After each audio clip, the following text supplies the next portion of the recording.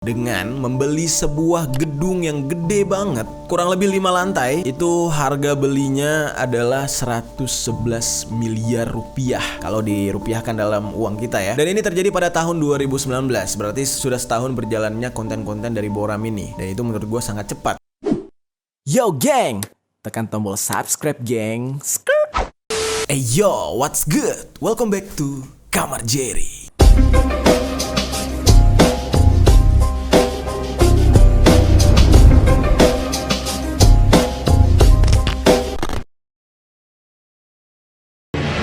Gue balik lagi, gue balik lagi, gue balik lagi, gue balik lagi, gue balik lagi, gue balik lagi. Mereka bilang gue troublemaker, selalu pecahkan speaker, menampakkan fantasi gue terlalu tinggi. Make a wish, tak pakai logika. From the ground to the sky, gue balik, gue tunduk muka, lo pakai koteka. Tapi kegiatan gue setiap hari harus di depan komputer. Itu membuat kulit gue menjadi kusam. So, gue membutuhkan perawatan kulit yang sangat baik. Jadi gue pilih produk dari Scarlett. Nah, ini namanya Herbalism Mugwort Max. Nah, ini merupakan masker wajah yang teksturnya tuh lembut banget di kulit. Wanginya juga enak banget, geng. Cara menggunakannya gampang banget. Basahi wajah kalian dengan air, lalu olesi masker ini ke wajah kalian. Bisa menggunakan spatula atau menggunakan tangan langsung. Masker ini mengandung mugwort extract, vitamin C, glutathione, niacinamide, dan bahan-bahan lain yang sangat baik untuk kulit kalian. Kegunaan dari masker ini untuk menjaga kelembaban kulit kalian dan menghilangkan kusam karena dia bakal mengangkat sel kulit mati. Geng, kemarin kita dihebohkan dengan kasus Tang Monida. Banyak banget netizen di Indonesia yang meminta untuk dibongkar atau dibahasnya kasus ini, gitu kan. Tiba-tiba aja nih geng, per hari ini ada sebuah kasus baru yang berasal dari Korea Selatan. Sebenarnya sih udah beberapa hari lalu lah ya viralnya gitu. Ini cerita tentang seorang YouTuber cilik dengan subscriber cukup tinggi, namanya Boram Tube. Hari ini kita akan membahas tentang kasus kematian Boram ini di Permisi, peristiwa misteri dari berbagai sisi.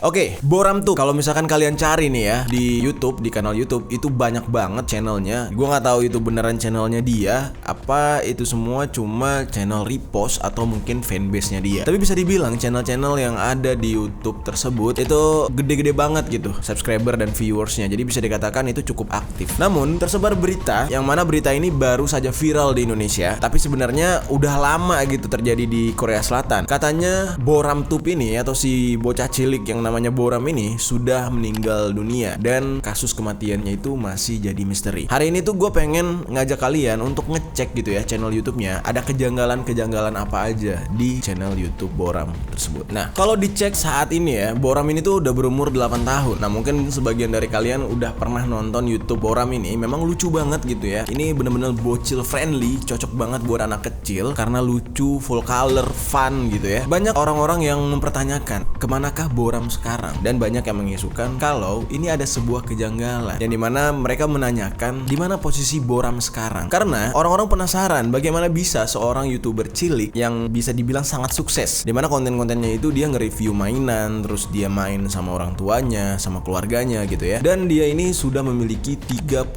juta subscribers. Ya bisa dibilang ini udah sama atau bahkan ngalahin seorang Atta Halilintar dan Ria Ricis gitu di Indonesia ya kan. Terus yang membuat para netizen penasaran itu karena Boram sudah tidak aktif lagi atau sudah tidak upload lagi itu semenjak 2 tahun lalu. Secara logik aja nih ya, ini agak mirip dengan kasus Ketyap, dimana channelnya tiba-tiba heboh, viral gitu ya. Banyak yang anggap itu settingan, banyak yang anggap itu prank. Tapi logika aja, kalau memang itu settingan, ngapain orang nyeting atau nyari branding, nyari kehebohan sampai bertahun-tahun? Toh itu kan sudah sukses channelnya. Kalau itu cuma prank ya paling enggak sebulan 2 bulan tiba-tiba aktif lagi dong gitu. 2 tahun seorang Boram serta seorang Ketyap juga gitu ya tidak bikin konten lagi. Padahal kalau dipikir-pikir itu bisa sangat menguntungkan mereka. Dan YouTube dari Boram ini pertama kali aktif tuh ketika dia berumur 6 tahun dulunya, geng. Dan di dalam YouTube-nya ini itu diperankan oleh Boram sendiri. Terus ada anggota keluarganya yaitu Doci dan juga Conan. Nah, salah satu dari dua cowok ini itu adalah orang tua kandung Boram atau ayahnya gitu ya. Dan yang satunya itu adalah kakaknya. Kalau kalian lihat videonya nih, geng ya, itu kalian lihat jarak uploadnya itu nggak jauh-jauhan. Paling 1-2 hari sudah upload lagi. Dan di situ tuh bener-bener seorang Boram ini menggemaskan sekali dan membuat kita tuh nyaman gitu buat nonton videonya gitu ya. Apalagi anak kecil. Cuman yang jadi pertanyaannya, bagaimana caranya nih orang tua menjaga mood si Boram terus-menerus untuk bisa syuting dan have fun kayak gitu. Seolah-olah kayak robot yang baterainya nggak ada habis-habisnya gitu. Dan bisa dikatakan kalau misalkan kita syuting sama anak kecil itu bener-bener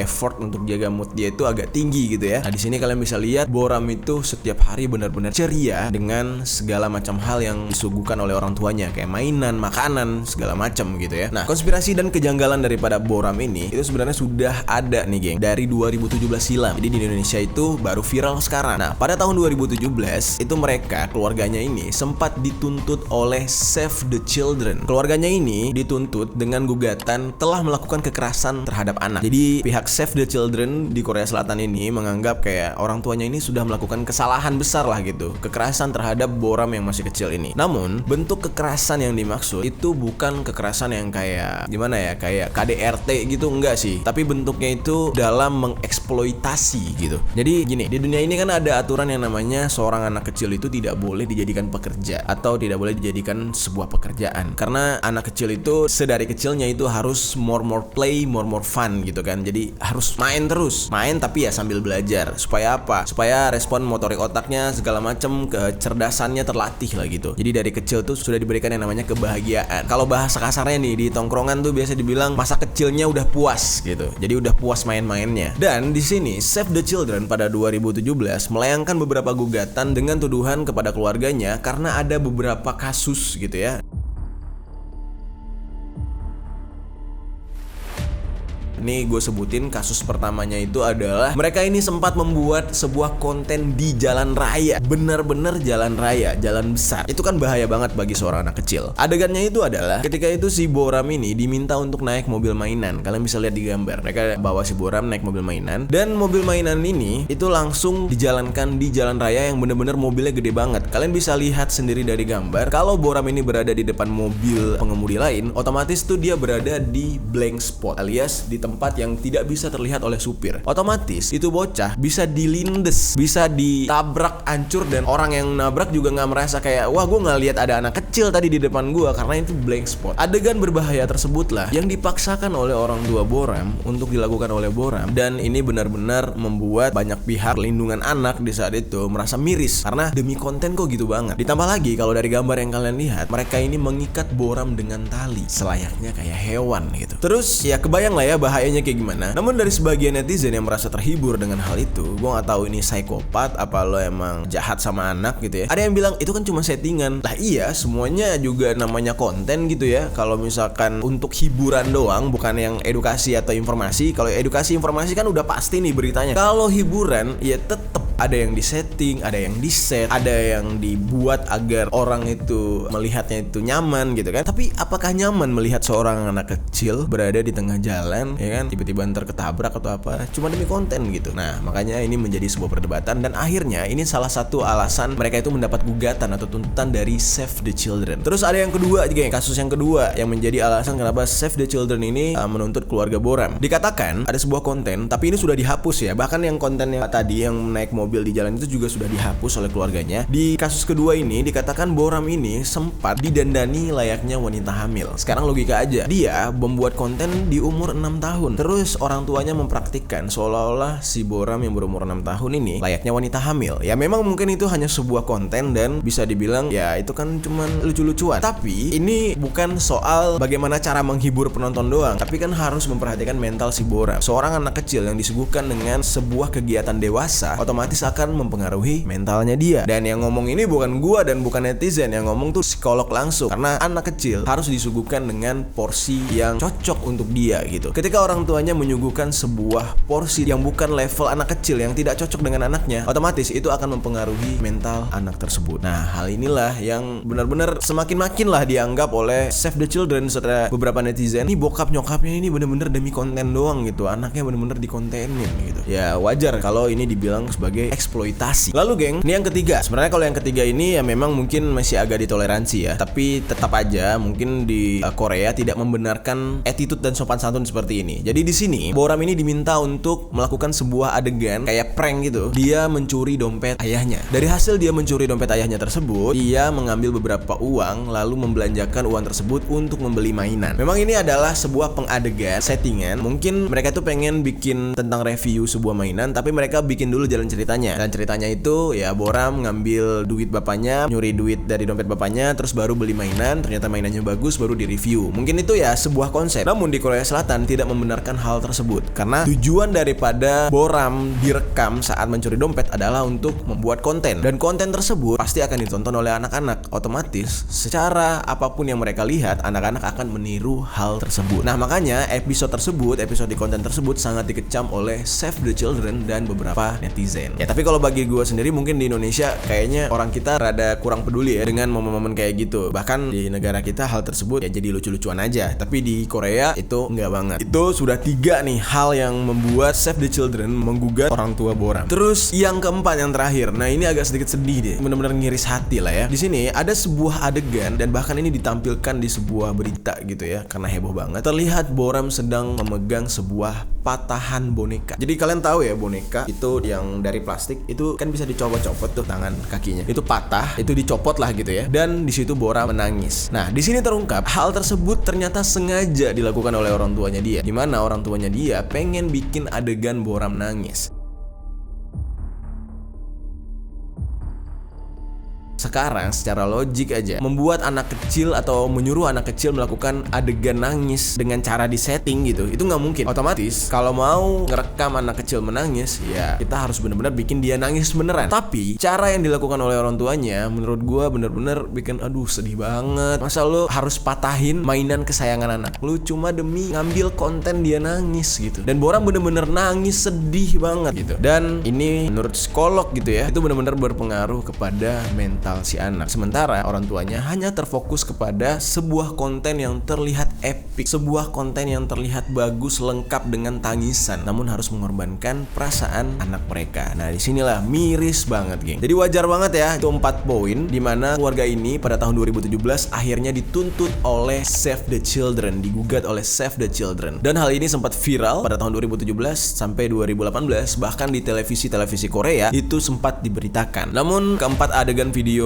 yang viral tersebut sudah dihapus oleh keluarganya. Dan ada sebuah sesi wawancara geng, dimana pihak stasiun televisi Korea mengundang salah satu staff atau salah satu mantan tim daripada keluarga Boram ini. Dimana di situ dia memberikan sebuah penjelasan. Dia bilang gini, orang tua Boram itu sebenarnya kalau nyuruh Boram itu nggak yang kayak lembut gitu. Kayak kita di Indonesia misalkan kayak, nah ayo mulai syuting yuk gitu kan. Kan di Indonesia banyak ya anak-anaknya dielus gitu. Anak-anak Indonesia kan kalau nggak suka nggak seneng ya ngebangkang banget gitu ya. Ternyata orang tua Boram nggak kayak gitu caranya, nggak yang kayak halus-halus biar Boram yang nggak ngebangkang, tapi langsung pakai cara nada tinggi yang kayak, Boram kamu syuting sekarang, Boram kamu harus acting bahagia, kamu harus acting senyum. Jadi benar-benar setegas itu. Dan ya kita nggak bisa bilang itu termasuk hal yang kasar atau jahat ya, karena culture kan kita Indonesia, mereka itu Korea. Gue nggak tahu deh culture di Korea itu apakah orang tuanya setegas itu. Mungkin di Korea Utara iya kali ya, tapi ini kan Korea Selatan ya, gue nggak tahu. Mungkin teman-teman di sini bisa jelasin gitu gimana culture daripada orang tua di Korea Selatan. Dan itu adalah sebuah pengakuan dari mantan staff atau mantan karyawan di YouTube keluarganya Boram. Dan dia bilang memang Boram ini disuruh dengan nada tinggi. Dari berita itulah, dari wawancara itulah akhirnya banyak orang yang mengambil kesimpulan bahwasanya ini adalah eksploitasi anak, dimana kedua orang tuanya ini hanya berfokus kepada views yang mereka dapat, hanya berfokus kepada berapa banyak penonton yang mereka gaet lah gitu ya. Dan mereka tidak memikirkan bagaimana perasaan anaknya. Lalu tiba-tiba saja tersebar isu luas dari apa yang terjadi ini. Dikatakan kalau Boram ini juga sebenarnya tidak hanya mendapatkan kekerasan verbal. Maksudnya kekerasan verbal itu nggak cuma dari makian, omongan atau bentak-bentakan orang tuanya, tapi katanya juga Boram ini mendapatkan kekerasan fisik. Nah namun memang untuk kekerasan fisik ini tidak ada orang yang bisa membuktikan. Tapi gua udah cek beberapa video dia dan berhasil lah nemuin beberapa titik yang terlihat mencurigakan. Nanti kita akan react atau kita lihat bareng-bareng nih geng ya, dimana adanya bekas macam kekerasan di tubuh Boram. Oke, untuk tuntutan daripada Save the Children tadi tentang konten-konten yang dianggap benar-benar mengeksploitasi anak, yaitu mengeksploitasi Boram ini, ternyata mendapat tanggapan yang baik dari pihak hukum Korea Selatan. Pihak kejaksaan menuntut kedua orang tuanya, tapi ya bukan tuntutan penjara, bukan tuntutan hukuman yang berat, hanya saja mereka diminta untuk belajar kembali atau mengikuti bimbingan bagaimana cara mendidik anak yang baik. Dan Boram walaupun sudah tersebar isu kalau dia dikasarin, dia dipukul segala macam, ternyata ternyata tidak bisa dipisahkan dari orang tuanya, karena menurut hukum sana ya nanti siapa yang ngurus anak lu, siapa yang ngurus kedua anak ini, kan nggak mungkin orang tuanya masih hidup tiba-tiba ditaruh di panti asuhan, kan nggak mungkin. Nah akhirnya mereka cuma dapat sanksi itu, sanksi untuk belajar kembali atau mengikuti bimbingan cara mendidik anak yang baik Korea Selatan.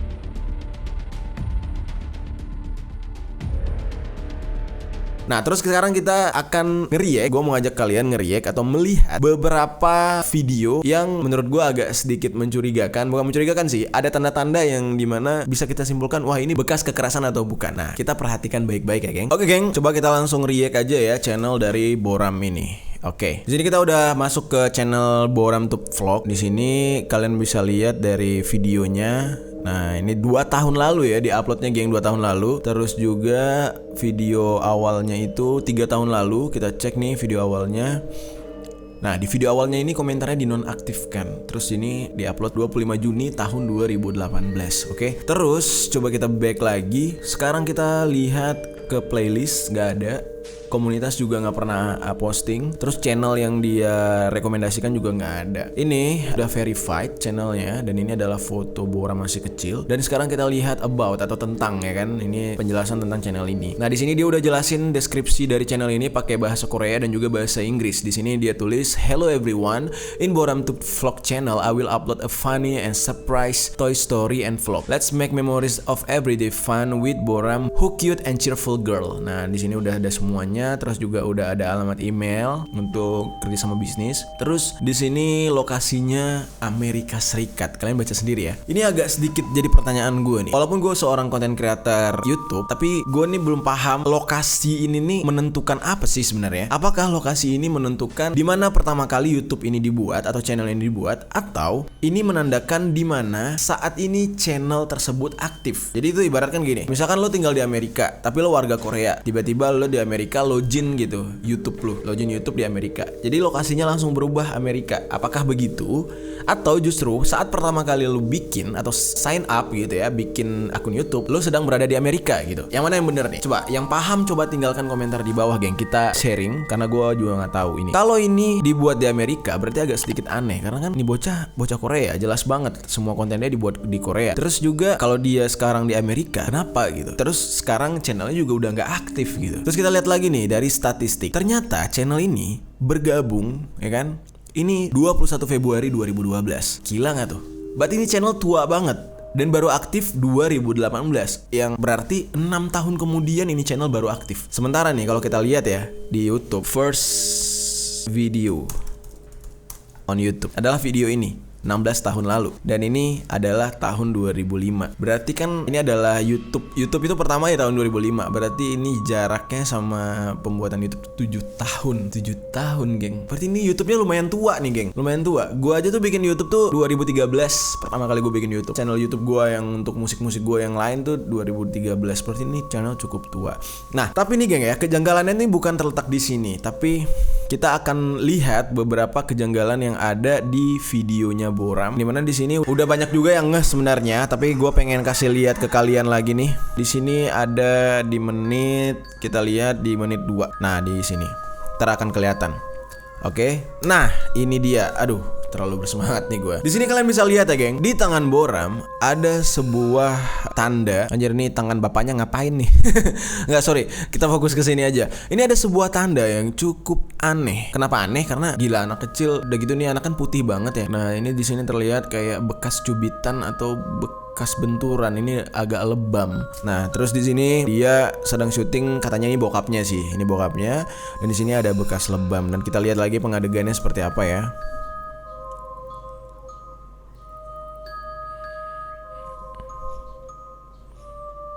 Nah ini salah satu yang menjadi problem juga nih bagi orang-orang, dimana Boram ini setiap harinya harus ngonten dengan makanan-makanan yang tuh, ini juga ya, harus ngonten dengan makanan-makanan yang tidak sehat sih, dengan permen karet, candy yang manis-manis gitu ya. Nah ini kalian bisa lihat ya, ini bekas di tangannya. Mana tadi? Tuh, ini jelas banget bekas di tangannya, lebam. gitu ya.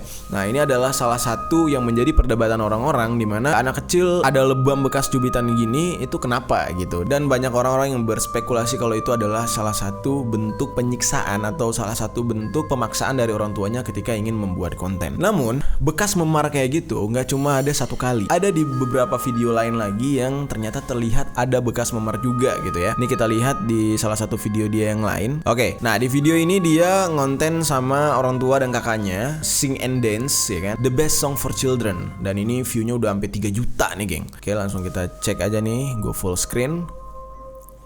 Nah di sini, sep lah, di sini terlihat lagi nih ada bekas lebam lagi di tangan Boram, dan kali ini nih agak sedikit lebih gede tuh.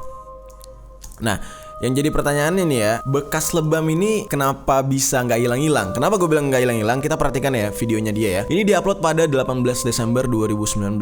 Terus juga sementara video yang tadi sebelumnya itu diupload 9 Desember 2018. Ini 2019. Ini Desember juga tapi 2018. Yang otomatis itu jaraknya adalah 1 tahun. Alias ya sudah setahun berjalan tapi kok bekas memarnya nggak hilang? Nih, kita lihat di sini aja ya. Nih, kita lihat, ntar ya, kita ulang. Tap. Nah, ini bekas memar ya, sama persis di tangan sebelah kanan.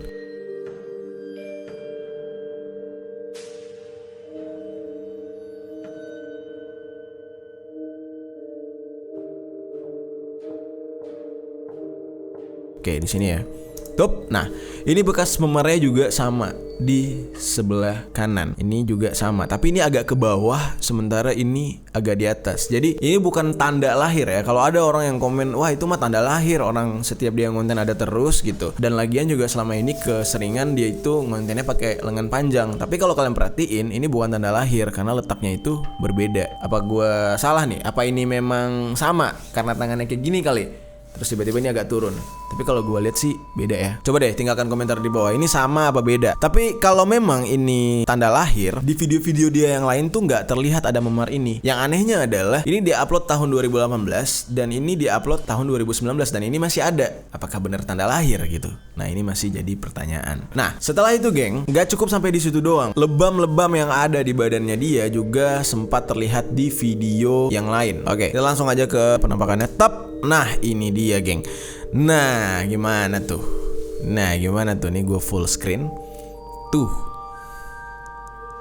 letak lebamnya berbeda banget ya kan. Nih gue ini lagi kecilin lagi.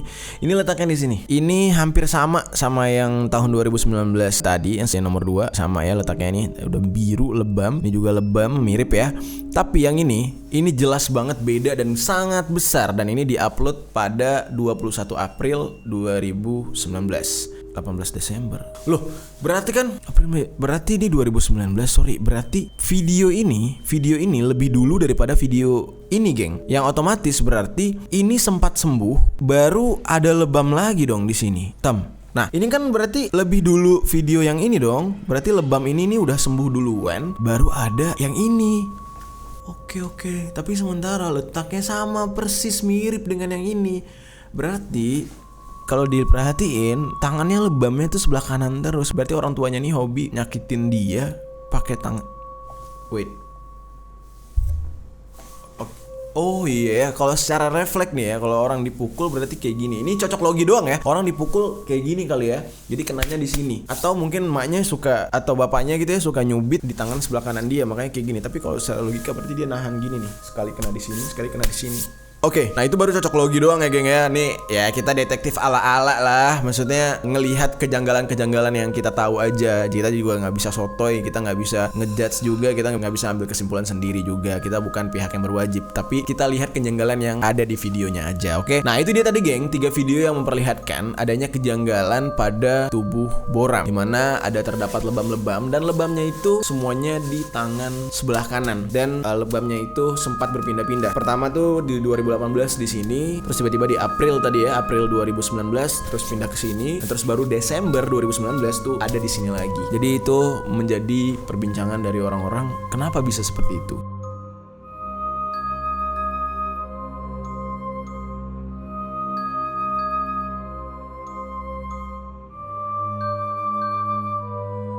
Terus nih geng, kalau kalian perhatiin ya, itu ada salah satu channel Boram yang masih aktif sampai sekarang. Ini channel Boram yang masih aktif dan ini diupload 3 hari yang lalu nih. Kita cek dulu ya. Nah ini Boram tuh komentarnya dinonaktifkan nih, YouTube Toys.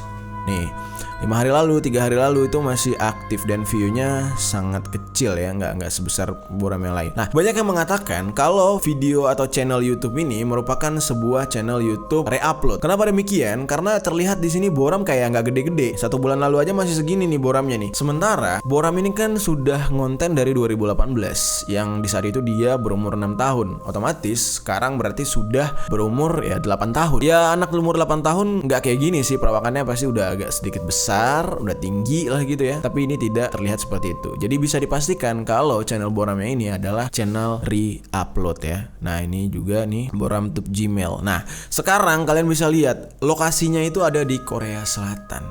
Dan ini adalah statistiknya dia bergabung pada 2016. Sementara yang tadi itu 2012 channelnya ya. Nih Korea Selatan. Jadi ada 2 lokasi yang berbeda dan ini sangat aneh. Yang ini ada di Amerika Serikat. Sementara channel dia yang ini ada di Korea Selatan. Kalau memang ini masih mereka yang handle, harusnya lokasinya sama dong. Berarti bisa dikatakan itu channel barunya itu adalah channel re-upload. Katanya sih seperti itu. Nah itu dia tadi geng beberapa video kalian udah lihat ya. Dan juga nih geng ya, dikatakan ini menurut rumor yang beredar di masyarakat Korea Selatan di saat itu, Boram ini sebenarnya jarang diberi makan katanya. Cuman gue nggak percaya karena dari perawakannya ini anak cukup sehat, dari bentuk badannya gitu ya, pipinya juga tembem. Cuma kadang masyarakat atau netizen ini kadang suka mengada-ngada, melebih-lebihkan. Namun kabarnya seperti itu, dia ini jarang diberi makan. Tapi menurut yang gue lihat, bukan Boram jarang diberi makan sih. Karena ada sebagian orang yang berpendapat kalau Boram ini justru diberi makannya tuh asal-asalan untuk seukuran anak seumur dia. Dimana dikatakan dia ini sering sekali dipaksa untuk membuat konten dengan makanan-makanan yang tidak sehat bagi anak seumuran dia. Seperti yang misalkan kalian lihat nih, ada beberapa video dimana Boram ini terlihat sedang memakan mie yang pedas banget gitu ya. Ya mie ala Korea yang pedas gitu ya. Dan ini nggak sehat dan gak cocok untuk anak di umur 6 tahun kayak dia di saat itu. Dan ini benar-benar sebuah pemaksaan untuk membuat sebuah konten video hanya untuk hiburan. Tapi nggak tahu juga nih, apakah mungkin itu makanannya itu cuma disetting sama nyokap bokapnya, pura-pura pedes terus dia kayak acting kepedesan. Ya bisa jadi kan, kita nggak boleh suuzon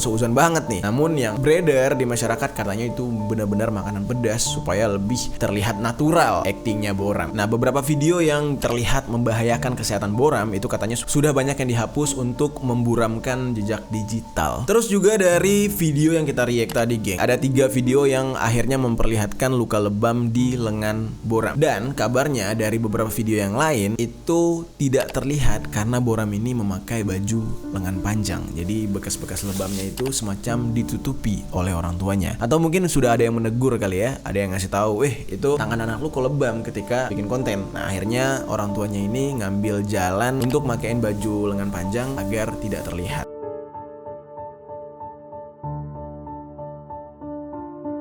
Di dalam kasus ini, Boram juga dikatakan adalah seorang punggung keluarga. Dia ini di umur dia yang kecil itu terpaksa harus menghidupi sekeluarga besarnya. Dan dikabarkan karena viralnya YouTube keluarganya ini, akhirnya di saat itu keluarganya ini jadi miliarder, duitnya banyak. Semua keuangan dan penghasilan dari YouTube Boram itu sudah jelas dikelola oleh kedua orang tuanya dan juga dibantu oleh salah satu pamannya Boram. Saking suksesnya YouTube-nya Boram ini geng, untuk skala anak kecil, mereka itu sudah menghasilkan uang miliaran rupiah. Yang dimana keluarga ini sempat menghebohkan Korea Selatan dengan membeli sebuah gedung yang gede banget, kurang lebih 5 lantai. Itu harga belinya adalah 111 miliar rupiah kalau dirupiahkan dalam uang kita ya. Dan ini terjadi pada tahun 2019, berarti sudah setahun berjalannya konten-konten dari Boram ini. Dan itu menurut gue sangat cepat. Nah dari saat itulah yang awalnya Boram ini hanya dikenal oleh kalangan anak kecil, tiba-tiba saja kalangan dewasa juga tahu, oh ternyata Boram ini adalah YouTuber cilik yang sangat sukses karena berhasil membeli gedung sebesar itu. Luas daripada gedung ini adalah 258 meter persegi dan terletak di kawasan Cheongdam-dong, Gangnam, Seoul, Korea Selatan. Akhirnya nih kan terkenal lah ya Boram ini, terkenal gitu ya karena dia berhasil beli gedung tersebut karena suksesnya channelnya dia. Cuman banyak orang yang mengatakan tidak masuk akal gitu. Masa ya baru setahun berjalan lo udah punya 100M? Berarti per bulannya lo dapat berapa dari channel YouTube? Dan juga endorse emang akan sampai 10M dalam sebulan. Berarti kan kalau misalkan 111M dia beli, Otomatis mau tidak mau dia harus punya pendapatan dalam sebulan 10 miliar supaya dalam setahun paling tidak dapat 120 miliar. 120 miliar yang dia kantongi dalam setahun, dia belanjakan 111 miliarnya untuk gedung, itu nggak masuk akal sih. Terlalu too much gitu. Itu pembagian finansialnya kayak gimana. Nah, akhirnya usut punya usut, diketahuilah ternyata pembelian gedung tersebut dengan cara dicicil, alias mereka melakukan sebuah peminjaman ke bank besar di Korea Selatan, alias mereka mencari kreditur gitu. Nah, akhirnya nih geng ya, kalau memang ini hasil pembelian dari kredit atau cicilan, otomatis si Boram ini harus lebih kerja ekstra untuk bisa menghasilkan uang dari YouTube agar bisa mencicil gedung yang famous ini. Terus banyak pertanyaan orang-orang, gedung ini sampai sekarang tuh masih ada,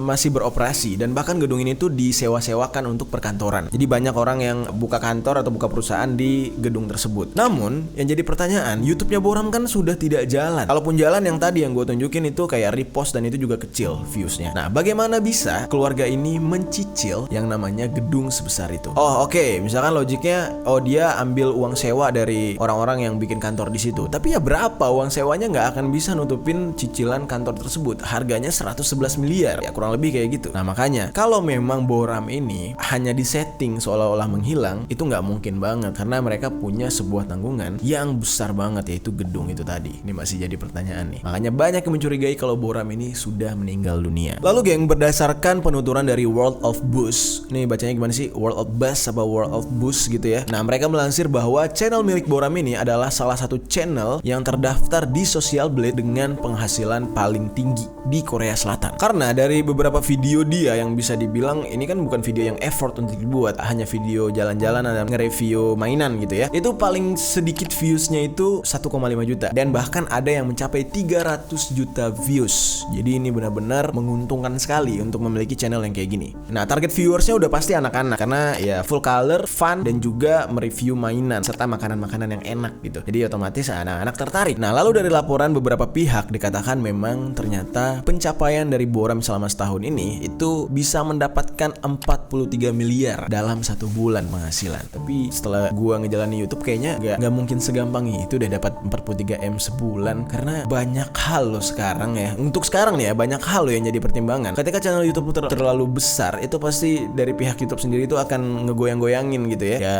logik aja 43M sebulan ya, YouTube nggak mau rugi juga kali, gila loh. Akhirnya berita simpang siur tentang hilangnya Boram ini masih jadi pertanyaan, dikarenakan ya dia udah nggak upload selama 2 tahun, sementara punya tanggungan lain gitu ya, yaitu bangunan gedung tadi. Dan bisa dikatakan ya bagaimana bisa orang meninggalkan sebuah sumber penghasilan sangat besar begitu saja selama 2 tahun loh dia udah nggak upload. Berita simpang siur ini akhirnya tertuju kepada orang tua Boram dengan kejadian di tahun 2017, yaitu tuntutan dari Save the Children yang dianggap bahwasanya ini benar nih, si Boram ini disiksa dan akhirnya meninggal dunia, dan juga pemaksaan untuk membuat konten hanya demi kekayaan. Tapi sebagian orang ada juga yang tidak percaya dengan kematian Boram ini karena dengan berbagai alasan lah. Pertama, ada yang mengatakan kalau Boram ini memang sengaja oleh orang tuanya tidak dikontenkan lagi karena sudah mendapatkan teguran.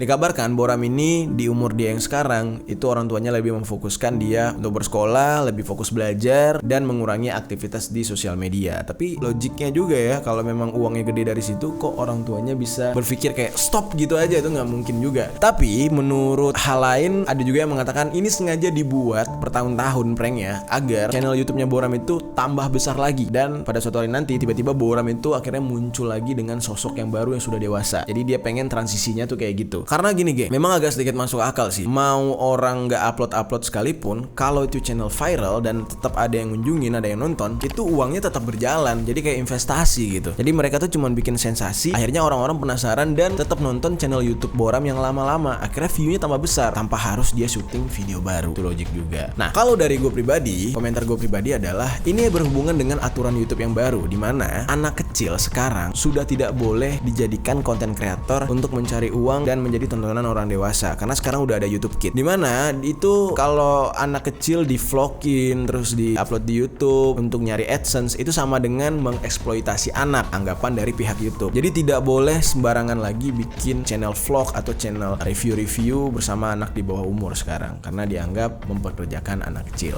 Nah, itu menurut pemikiran gua, opini gua. Tapi bagaimana dengan opini kalian? Gue pengen pengen tahu kalian sudut pandangnya seperti apa di kolom komentar.